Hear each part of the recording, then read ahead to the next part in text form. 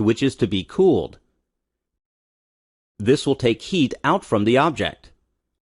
The whole refrigeration technology is after this: how to produce cold liquid continuously. We will see how this is achieved in this video. This is what inside a refrigerator. At the heart of the system is a simple device called throttling device. Cold liquid is produced with help of this phenomenon. In this case, throttling device is a capillary tube. For effective throttling, at inlet, refrigerant should be high-pressure liquid. Throttling device is an obstruction to the flow, which causes tremendous pressure drop. Due to drop in pressure, boiling point of refrigerant comes down, and it starts evaporating. Heat required for evaporation comes within the refrigerant, so its temperature drops.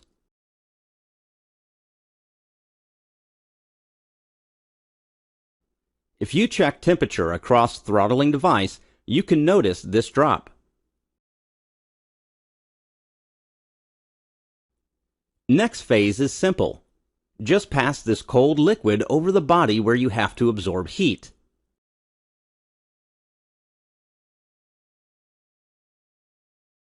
During heat absorption process, refrigerant further evaporates and transforms into pure vapor.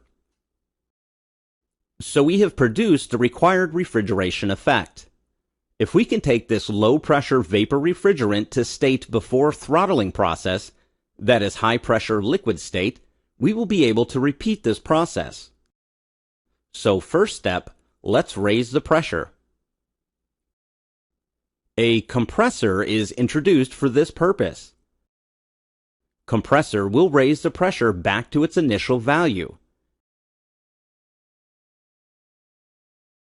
But since it is compressing gas, along with pressure, temperature will also raise. It is unavoidable. Now the refrigerant is high-pressure vapor. To convert it to liquid state, we are introducing another heat exchanger. This heat exchanger is fitted outside refrigerator, so it will liberate heat to the surroundings.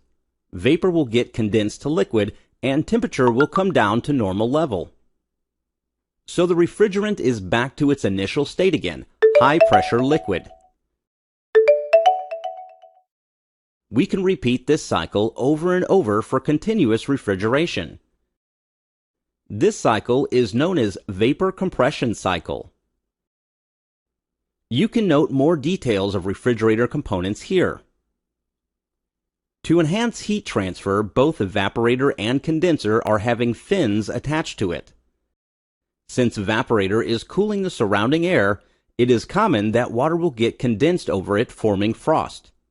Frequent removal of frost is required to enhance heat transfer. Apart from raising pressure, compressor also helps maintain flow in the refrigerant circuit. Usually, hermetically sealed reciprocating type with proper sealing is used for this purpose. Since it is compressing gas, huge amount of input power is required for this operation.